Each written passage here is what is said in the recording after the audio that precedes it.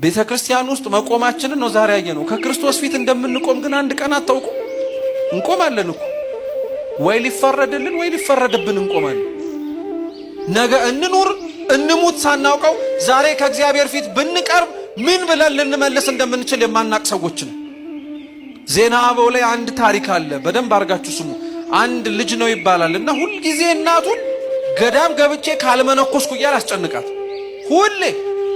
እናቱ ደግሞ አረተው ይብቃህ እባክህ፣ አሁን የምትኖረው ኑሮ ይበቃል ይቅርባል። በፍጹም እኔ የነፍሴ ነገር ያሳስበኛል። ገዳም ገብቼ ካልጾም ካልጸለዩ ካልሰገድ የትህርምት ጽኑ የሆነ ህይወት ካልኖርኩ ምን ዋጋ አለው አለ። ብትለው ብትሰራው እምቢ አለ። መጨረሻ ላይ ያለው አማራጭ ምንድነው? እናቱ በቃ ሂድ ገዳም ግባለች። ገዳም ገባ። እንደተናገረው እጾማለሁ፣ እጸልያለሁ፣ ሰግዳለሁ፣ መጸውታለሁ፣ ትህርምት ህይወት ውስጥ እኖራለሁ እንዳለው ምንም ሰነፎን ቆየ። በእድሜ ምንም ሊስተካከል አልቻለም። እየሰማችሁ ነው? ምንም ሊስተካከል አልቻለም። ቀጠለ። መጨረሻ ላይ የተወሰነ ጊዜ ከቆየ በኋላ እናቱ እንደሞተች ሰማ። አዘነ፣ አለቀሰ። ሄዶ አይቀብራት ነገር ገዳም ስለገባ አልወጣም። እያለቀሰ እያዘነ እዛው እንቅልፍ ወሰደ እና እግዚአብሔር ራእይ አሳየው።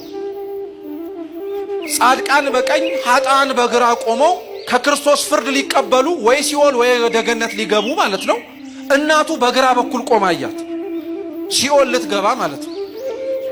ይሄ አይግረማችሁ። እሱ ደግሞ ከእናቱ ጀርባ ተሰልፎ ሲኦል ሊገባ አየ እና እናቱ አየችውና ምን እንዳላችሁ ታውቃላችሁ? አንተ ለነፍሴ ድህነት ብዬ ገዳም ገባው አላልከኝም እንዴ? ምን ታረጋለህ እኔ ጋር ተሰልፈ አለችው። አፈረ፣ በጣም አፈረ። ልዳን ብሎ የሄደው ሰውዬ የሚድንበት ቦታ ላይ ሆኖ መኖር ግን አቅቶት ስለነበር በጣም አዘነ። ክርስቶስ ወዲያውኑ መልአኩን ላከና ምን አለ መሰላችሁ? በተመሳሳይ ስም የሚታወቅ ሌላ መነኩሴ ነው አምጣልኝ አልኩ እንጂ እሱን አይደለም፣ እሱን ነፍሱን መልስለታል።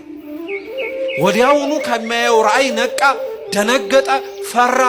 ወዲያውኑ ስንፍናውን ትቶ በጉብዝና በንጽህና በቅድስና ቃል የገባውን ህይወት መኖር ጀመረ እና ህይወቱ ተለውጦ የተስተካከለ ኑሮ መኖር ሲጀምር ገዳም ውስጥ በስንፍናው የሚያውቁት ሰዎች በሙሉ ተሰብስበው እረ ይበቃሃል፣ ጾምህ፣ ጸሎትህ፣ ስግደትህ፣ ትህርምትህ ህይወትህን እንዳያሳልፈው አሉት።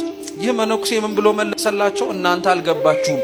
የእናቴን ክስ ሰምቼ መቆም ከከበደኝ እግዚአብሔር ፊት እንዴት ብዬ ልቆም እችላለሁ ፍርዱን ስሰማል?